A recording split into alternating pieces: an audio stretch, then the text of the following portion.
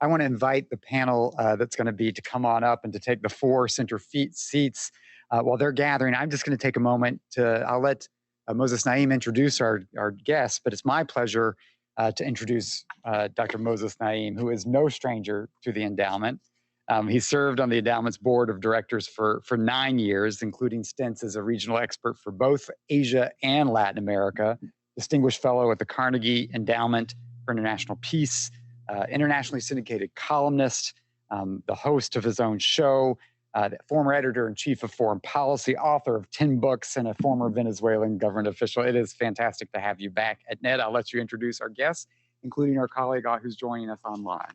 Thank you so much for the kind introduction. Delighted to be here again. This used to be my home for a long time also, so very happy to see progress.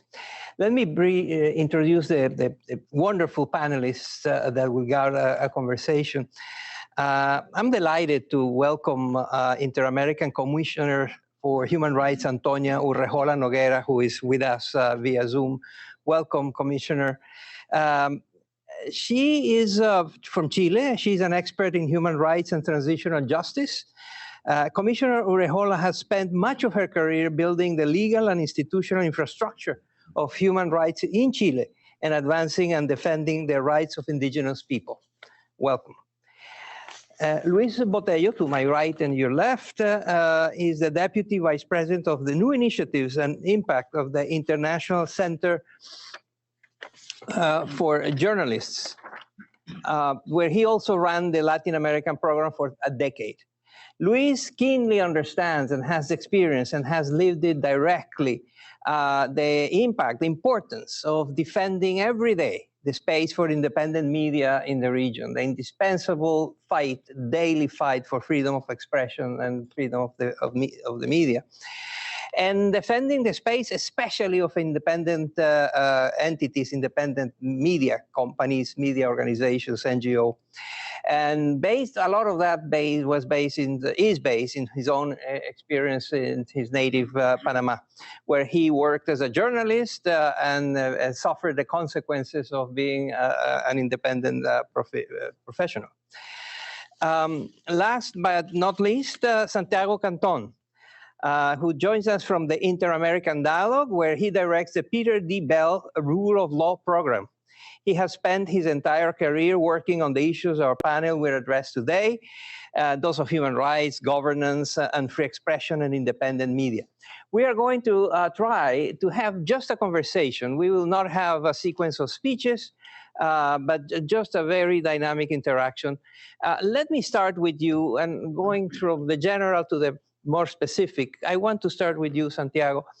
When did the train, the pro-democracy train, derailed, and why? We had the expansion of democracy everywhere in Latin America. We were celebrated. We were celebrating ourselves. We had a good story about the democratization of the region. And now, for a long while, we have been living into what has been called by Larry Diamond the recession, the democratic recession. And the problems that we are going to discuss today. But what failed? What stopped that trend?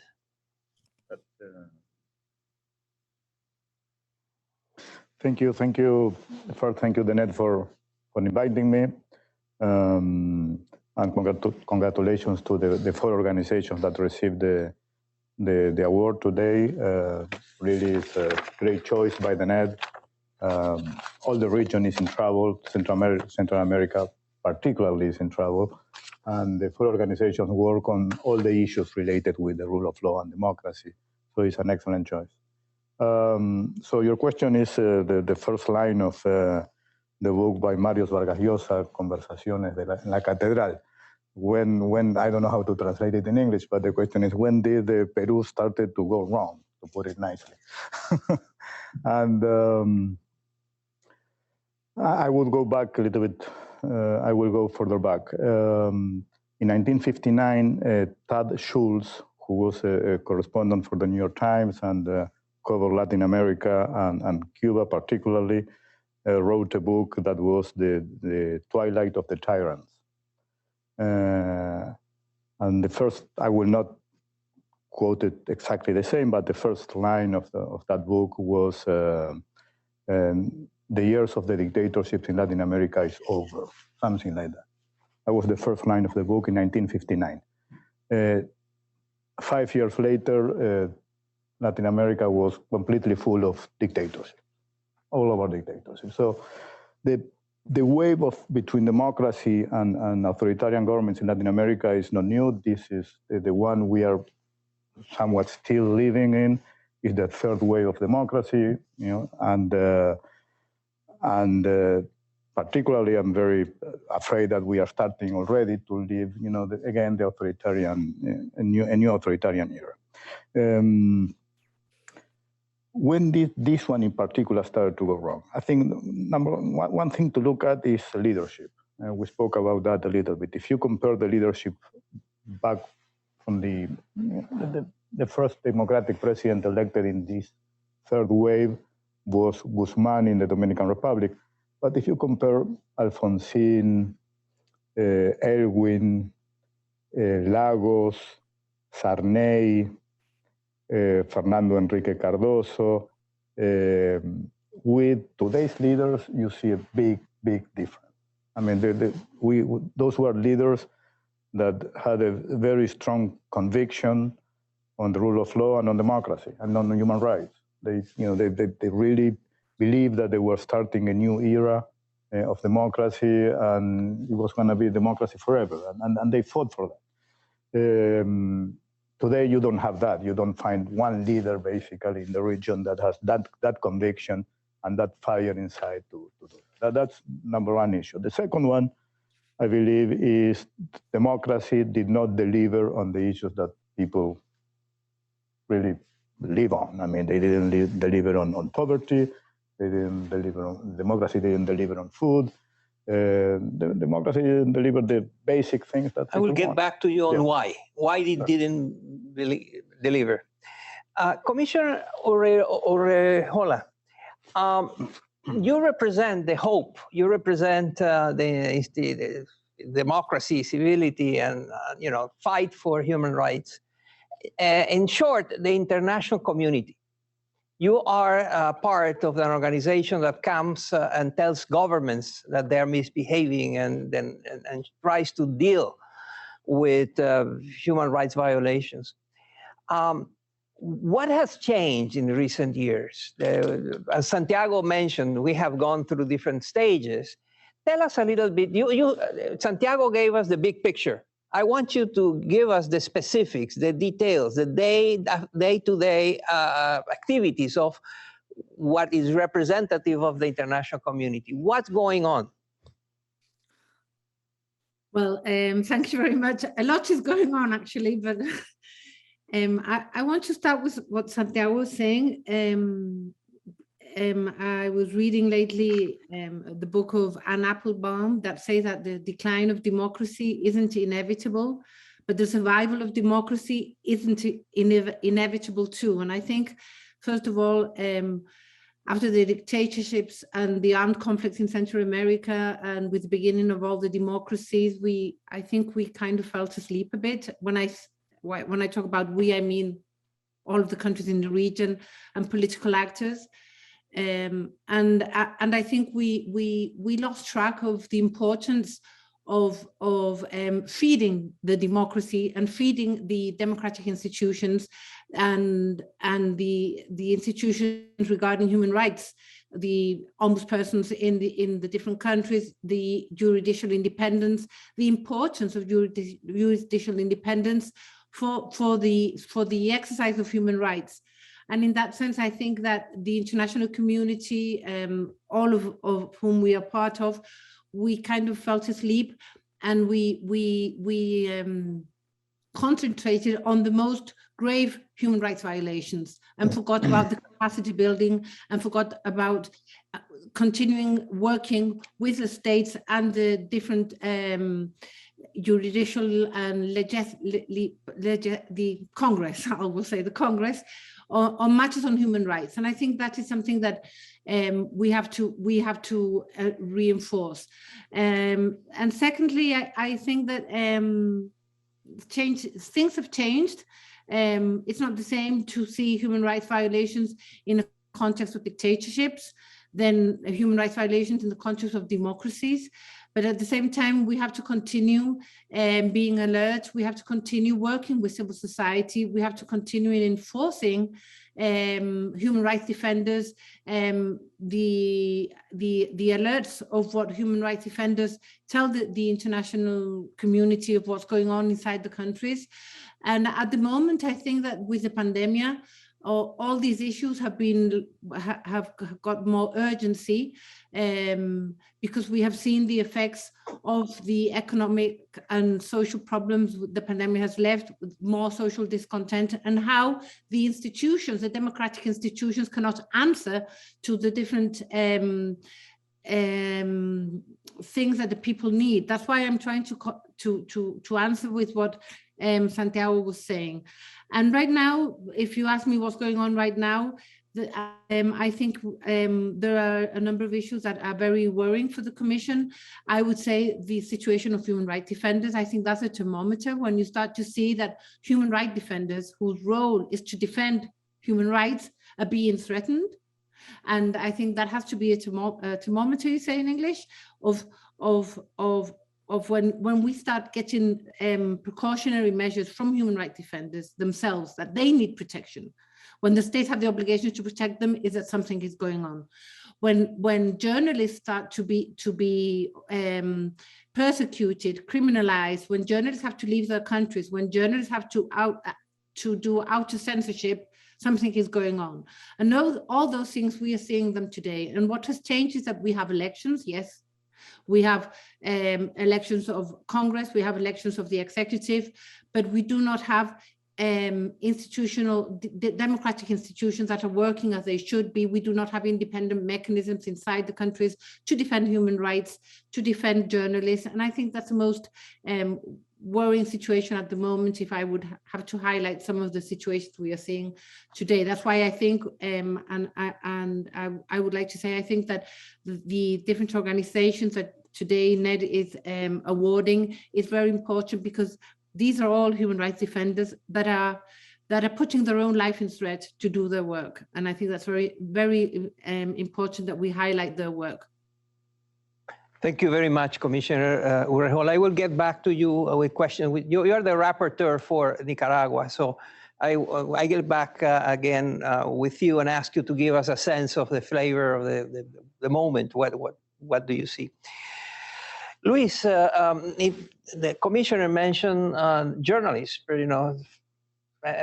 that's among many other threats and difficulties that journalists living in Central America have. But before we get into the details, I remember that attending meetings about the internet becoming or being a source of liberation, a technology of liberation. And now I go to meetings in which the internet is presented as a tool of repression. And it's both. Social media work both for the activists and for the police departments and the repressive entities. So, and it's very country specific, but give us your sense of what's dominant, the technology of repression or the technology of liberation? Lisa, thank you for that question. It's very, very timely too. And at the same time, I want to thank NED for these events and honoring the four organizations, including some of my colleagues, journalists as well. I think that's a very good question. It says, I mean, you're asking that question to someone that truly believes in the power of freedom, right? So to me, as I remember, I think Santiago remember when he was at the Special Rapporteurs, as a press freedom Special Rapporteur. I remember when we were talking that, the people complaining about the abuse, the media is abusing and now using the social media. I remember always saying, I think it was Claudio Grossman at that time telling me, sometimes in democracy, the excess or the abuse the media may do in democracy and openness sometimes is necessary if we want to keep democracy. So social media certainly is a big issue, it's a problem, and it's not going to end. It's going to continue, and it's going to be used by repressive regimes just as much as it is relevant for journalists and reporting. I'm always say when I ask the question, should we regulate much more? Or I said, you know, the way to go against the use of social media to censor the press is doing better journalism, is doing more journalism and more information in the hands of people. And we need to make sure that happens. So to me, social media, despite all the setbacks after the Spring Revolution, and we work in Egypt and other countries as well, and we were one of the organizations that, you know, was in the middle of that debate, we still believe that we are better off having citizens, especially citizens, civil society groups, and the media, obviously, with open access to social media. It's extremely important. And right now, what we have is basically populist regimes basically paying an army of trolls and that are capitalizing on the very same technology that was supposed to democratize news and information to not only create campaigns against journalists, but also using technology to hack in the communications of the media and human rights defenders, and basically trying to minimize the fact-based reporting that good journalists are doing. You saw over the last few weeks, I've been actually a lot on the media talking about the investigations that was revealed through the so-called Pandora Papers.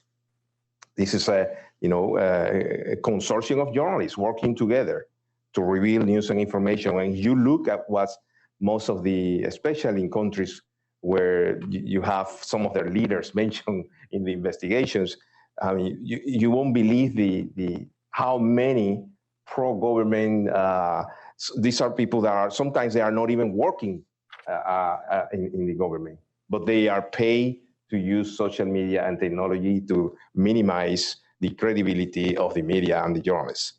And we need to face that. And Moises, I could talk to you more. I know you wanted to talk more about, okay, what are we doing to face that? We'll get to that. Santiago, if somebody tells you the most significant violators of human rights in Latin America is not governments, but criminal organizations, what would you say? Okay, the first answer is, sorry, I always forgot to turn this on. The first answer is it's technically wrong, and I know Antonia will be on my side on this. The human rights was created to look into violations of government.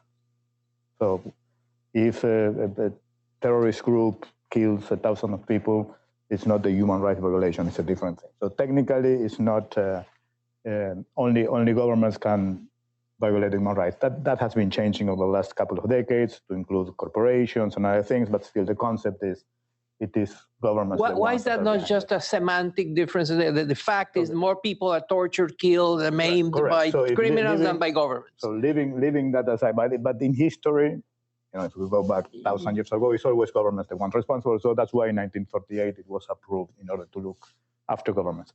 Right now you do have countries such as Mexico or countries in Central America in which there are criminal organizations that have probably similar or more power than governments, and so conceptually, we might, on the human rights community, we might have to start to look into different ideas.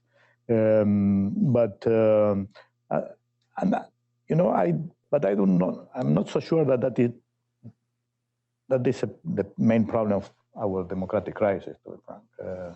I think the crisis on democracy is because of our leaders. is because of democracy did not deliver, going back to that issue that I mentioned before, the famous quote by a former US president in a campaign, are you better off than 4 years ago? Or are you better off than 20 or 40 years ago? And the answer is no, they are not better off from a perspective of the people. And then I will answer your first question. Yes. When did it start? Yeah. If I have to pinpoint one moment, I would say it was in April 1992, if my memory doesn't fail me. And that's when there was a Fujimori's self-coup. And why do I choose that? Because since then, what we are seeing today is the type of things that Fujimori did, which was to destroy democracy through means that look like democratic. Chavez taking over the Supreme Court, Bukele taking over the Supreme Court, using the Congress as a rubber stamp institution without real discussion. So this way of destroying democracy. I mean, I remember the first conversations, probably you were part of that, with people from Venezuela thinking about Chavez. I'm talking about 2002, 2003. And that was happening, but nobody was saying this is no longer a democracy. While it was clear that it was going into that direction, and we didn't react on time. Right now, the same thing is happening in El Salvador. And we have to say El Salvador is no longer a democracy. And we have to start to act right now using the instrument that we have, which is the Inter-American Democratic Charter, created precisely because of what Fujimori did. The person who presented the Inter-American Democratic Charter to the Permanent Council was the former Secretary General of the UN, Javier Pérez de Cuellar, from Peru. And he wanted to create a system to avoid what happened in Peru to happen in other countries. So we do have the instrument. We never use it the way it has to be done. And we are not using it because the leaderships of the regions, they are looking themselves in the mirror and they don't want to touch it. Thank you. Commissioner Urrejola, you are not only you are the head of the IACHR, but as I said before, you are the rapporteur for Nicaragua. Give us a sense of what's going on, and also give us a sense of what can be done in order to contain these trends and these conditions. Well, the situation in Nicaragua has got very serious, but it's been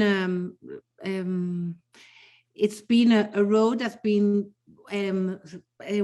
each narrowing since a few years from now. The Commission visited Nicaragua in May of 2018, where we had a serious crisis of human rights with protests. A lot of the students were killed by police forces or unidentified civilians. More than 328 people were killed in the context of the protests. And since then, there's been an ongoing situation of narrowing any public space, any public opinion. The civil rights organizations, legal personality has been cancelled. The independent press, they have been confiscated. Their building has been confiscated. They have been censored. A lot of people went to exile. And then we have been, since the beginning of the crisis, there was I don't remember exactly the number, but a lot of the students that were first in the protest were criminalized and were taken to prison. Then they were liberated by different groups. But after that, since then, the world sometimes forgets that things have been continuing. The repression has continued. The lack of freedom of expression has continued. The lack of freedom to have any manifestation on the streets has continued. The repression has had different faces, but it's been an ongoing situation. We talk about a state of police. Estado policial, un estado policial, a long time ago in Nicaragua, and more than 100 political prisoners I'm not talking about the ones that have been now detained. Since the beginning of the crisis, the Commission has been talking of more than 100 political prisoners, people that have been imprisoned and have been charged because of their political thoughts. And then in the last 2 or 3 months, what we have seen is a more focalized repression towards any leaders of the opposition. And when I talk about leaders of the opposition, I have to be very clear that I'm not only talking about political leaders, I'm talking about human rights leaders, civil organizations, campesinos, movimiento campesino, any dissent. That is why you see among the prisoners, more than 30, you see leaders of private sector, leaders of political parties that had the uprising with the Sandinismo, like Dora Maria Telles, she was part of the revolution, or Víctor Hugo Tinoco. Both of them fought with Daniel Ortega. Sergio Ramírez is outside of the country, but also then you have Violeta Granera, who's more related with the right wing, but she's also imprisoned. You have Tamara Davila, who's a human rights defender on women's rights. So you have different kinds of people, not only, and I think it's important for people to understand that we're not talking about the political opposition, I mean by political parties. We're talking about any leadership, civil rights movement, the rights of the campesinos, and also private enterprises, journalists also. We have a journalist that have been imprisoned because of using social media against the government. That is the situation we have today, when there's no chance of any political dissent, and the press that continues, the independent press that continues, of course, either they're leaving the country or they think it twice before saying anything because they can be imprisoned or they will have to leave. And that is the situation today. There is no conditions to have fair elections because there's no conditions to have a political debate where the community, where the Nicaraguans can see the different elections and can discuss the different elections and can have fair access to the different programs. And of course, you don't have any competition. That is the situation today in Nicaragua. And we are very worried about not only the elections, but what comes after that, because there is no independence at all of the judicial body, the Congress, the ombudsperson. I mean, there are no contrapesos, no counterparts. So there's nowhere, the people that are against the government, they have nowhere to go to find justice or to just denounce anything. Let me stay with you for a second. What tool are you missing in your toolkit?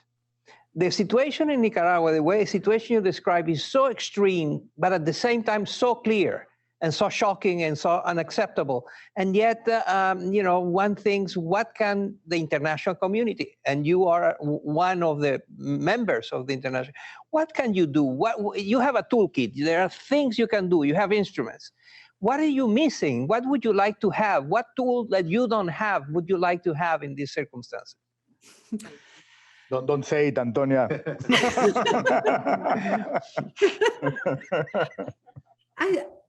I think I was fishing for that.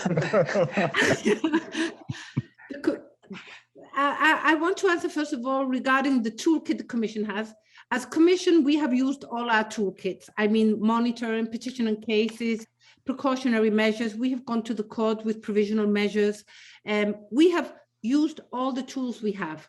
And we are permanently monitoring the situation. We are permanently doing press releases, thematic reports.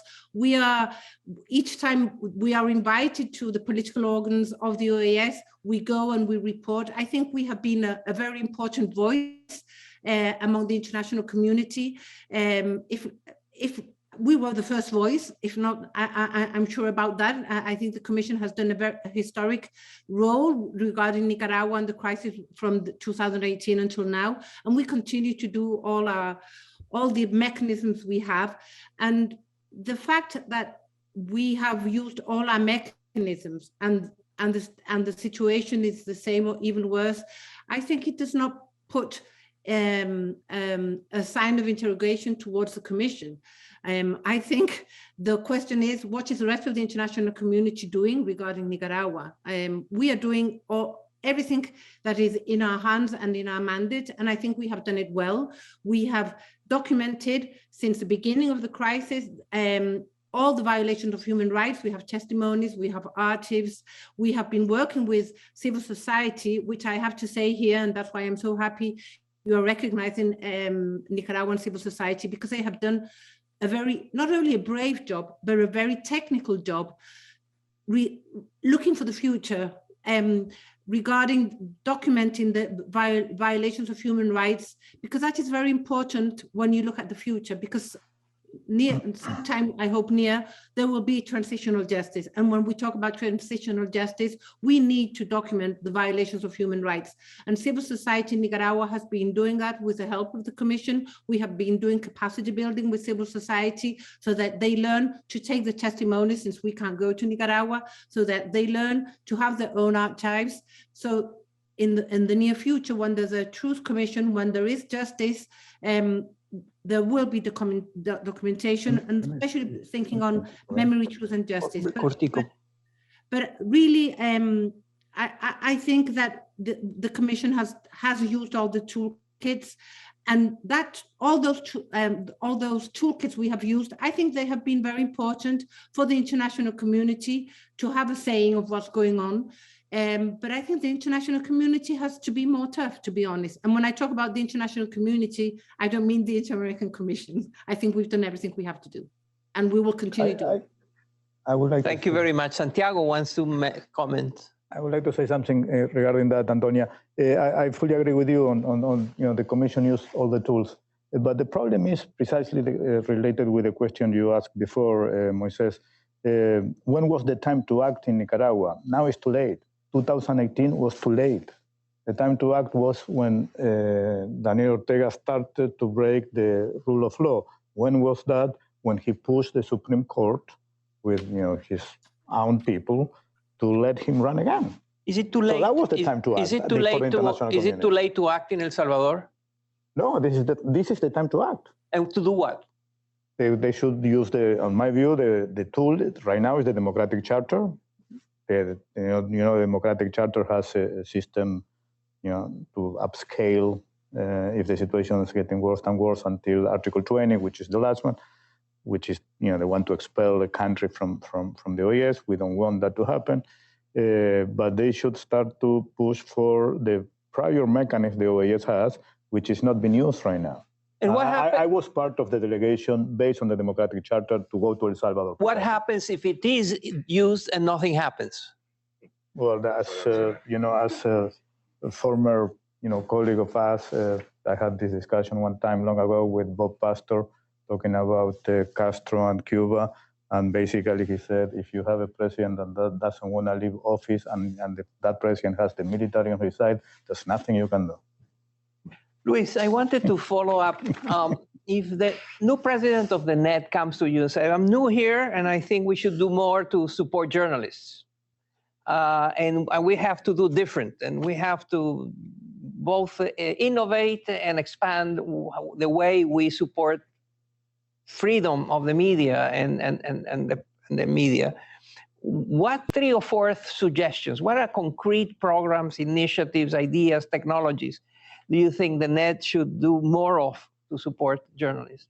That's a very good question, Moises, but especially because he's here. So yeah, he's here. I actually would be crazy not to respond immediately, but I actually want to go back a little bit to what Moises has been said here, Santiago and the commissioner, about the issue of where are the instruments? Should we start now? What are the international community should be doing? Honestly, and it's connected to the human rights. It's a government issue. It's organized crime. I mean, as a journalist, supporting colleagues that are covering organized crime and government, I mean, sometimes it's hard to even divide in some cases, some countries, where you have government and organized crime working together. So I think to try to separate this and call it for what it is a problem. We can start by, oh no, it is an attack because it was organized crime. Maybe that's not a situation where we can come on and use the inter-American system to attack. I think we need to starting from the point, recognizing that the problem is bigger than the governments, and that the government sometimes work with certain outlaw groups, I don't know how to call it, that are not even in the system. And we have revealed that in many cases, and the international community needs to recognize that we might not be able to use the same diplomatic processes sometimes, and wait too long to react, because this reporting that my colleagues are doing are telling us this is not working. Going back to the question, I think we have, I don't think we need to reinvent the wheel, honestly. We have great experience building coalitions. I mean, you can see now actually one of the award winners here is someone that has been doing investigations and revealing some of the corruption that the democratic, quote unquote, governments are supposed to do. And the justice systems are not working. I mean, if you are depending on just on the democratic institutions in some of these countries, you will never gonna get anything done. You need to depend on the tools that the media, the civil society can do to investigate, research, and expose some of these issues, especially when they are connected with kind of organized crime that you don't even see them, but they are in some cases funding a lot of the political apparatus. So it's going to be frustrating for the international community to try to, in some cases, try to come up and say, oh, let's wait for this meeting or this commission. No, we need to keep civil society working. One of the areas I would recommend is supporting programs that are very local, but that has some sort of regional approach. Because right now, because of the complexity of the problem that involve governments, but also organized crime that is not really working for the government, it's not in the payroll of the government, but definitely there's corruption around it. We need to, there is no media organization or no institution locally that can address a problem that is connected region. Because the organized crime and governments are, you also using technology is across border. They work across border. They go ahead sometimes of civil society, even ahead of the media and ahead of their own the international community. So we need projects that keep supporting independent media through programs that use technology, promotes collaboration, because they cannot do this alone. We need the international community and the international groups supporting the local institutions. We should also strengthen help them diversify funding. As you all know, it's very difficult to support independent media in countries where the governments, I mean, unfortunately, they have co-opted, in some cases, the private sector, including some groups in the civil society, because they work, they basically team up to create this environment. So I would say support, innovation, collaboration, local approach, but with a regional coordination. We have to invest a lot on building trust, because I mean, we are in a region where nobody believes anybody, because these very same forces against democratic institutions are trying to undermine the credibility of the independent media and the civil society organizations. So using technology and social media. So we need to strengthen the capacity of the media to build trust among the media, but also in coordination with civil society. Sometimes we journalists don't like to work too close with civil society because we want to be independent, which is okay. But we are experimenting now in cases where even the media realizes that they cannot do it alone. And we are beginning to see, and we are experimenting in some cases, in Mexico, in other places, where the media is beginning and is more willing to engage with civil society, not to dictate anything related to the editorial independence, but to follow up on some of the investigations the media reveal.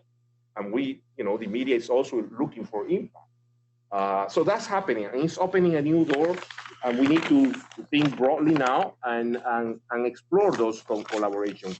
A lot of technology, funding, and support is strengthening the capacity of the monitoring of press freedom issues that I think we forgot about those issues because we thought we were better off.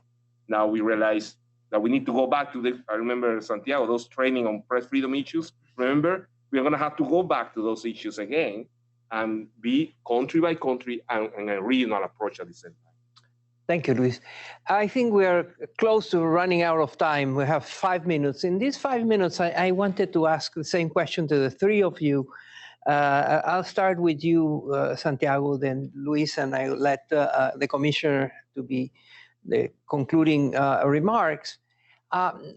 These countries we're discussing this afternoon, the Central American countries, have their main economic pillar are remittances. And remittances mean exiles and refugees and everything, we know. So these are countries that have a very active, large, economically significant diasporas. How can you make these powerful economic actors into pro-democracy activists? How do you leverage and how do you convert the members of the diaspora, or a percentage, 10, 20% of the members of the diasporas in this country? Or how do you make them democracy activists? How do you convert them into a source of support as strong in democracy and freedom as they are in the economics of the country? Great question. Great question. I don't know if I have the answer. And we have 5 minutes for that, so you have 30 seconds for the question. First of all, I think your question is very good because it goes to one thing that Luis mentioned, which I always agree 100% with everything Luis said, but on this one I do not, which is I do think we have to reinvent the wheel. I think that if we continue to do the same as we've been doing for the last 20, 30 years working on democracy, the situation is not going to change. I mean, I don't see that happening. And we need to reinvent the wheel, and maybe the reinventing the wheel is going through trying to incorporate into this process all the diasporas that are out there that are economically more powerful than the people inside the country, and trying to get them engaged internally in their own country. So basically, and with this I finish, the idea will be to try to bring together through civil society. The civil society continues to be the main agent of change, to bring together the civil or formed civil society in these countries, or in this country particularly, in order to push them to also work for democracy in their own country. Thank you, Santiago. Luis? No, I think that would be a great idea, but the reality is that that's no. It's easy said than done, right? And what Santiago mentioned in terms of not reinventing the wheel. Yes, the reason why I say so because there have been tools that have worked before, but we just forgot them. So we need to retake them and reinforce them. And what you're suggesting, when it says I know. A lot of my colleagues have tried to get support, especially the media, with the crowdfunding strategy and getting people from the diaspora to support their work, and it has worked. But obviously, the problem with those things that you cannot just depend on that, right? And you have to diversify the way you capitalize that support, and also it requires the building the trust. Again, we go back to that. And for that, you need to create the enabling environment that led us to hopefully trigger that kind of support that's coming from the diaspora and the private sector. Thank you very much. Commissioner Urrejola, the last words. First of all, regarding the diaspora and persons in human mobility, I don't think whether in the actual situation today, they can be human rights activists when many of them are facing with the pandemic very grave situations. I mean, detentions, not access to health or education. I think for the Commission today, the diaspora, especially in Central America, is a problem of concern of their situation on human rights. We've seen the phenomenon. We've seen what's been going on in different countries of xenophobia, and some of them that have been detained or brought back to their countries. So I think today it's very difficult to ask them to be activists, because I think with the pandemic they're facing their own human rights situations.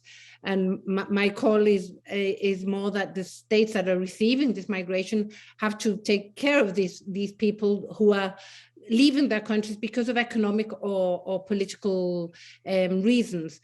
And then secondly, I agree with Santiago. I think we do have toolkits, but at the same time, I do think that the Inter-American Commission and I'm talking about the Inter-American Commission as president of the Commission, but of course, the international organizations such as the Inter-American Commission, I think we have to be more creative with our mechanisms. We have the mechanisms, but I think we have to have more flexibility. The Commission in the last few years have done, for example, the HIEs, the groups of interdisciplinary experts, which I think is a way of being more creative to respond to human rights situations, or the mechanisms we have in Nicaragua, for Venezuela.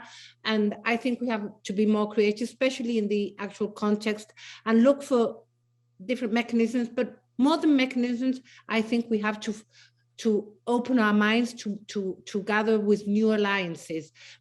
So first of all, of course, civil society, but secondly, even the private sector. The private sector flourishes at the end of the day when you have judicial independence, when you have a democracy. Maybe they can flourish in dictatorships for a while, but at the end of the day, when you have corruption, only some of them flourish, the rest not. So I think we also have to open to new actors, and private sector is a very important actor too, not only civil society and governments, of course. The hallmark of good conversation is that you don't want it to finish, but we need to finish this.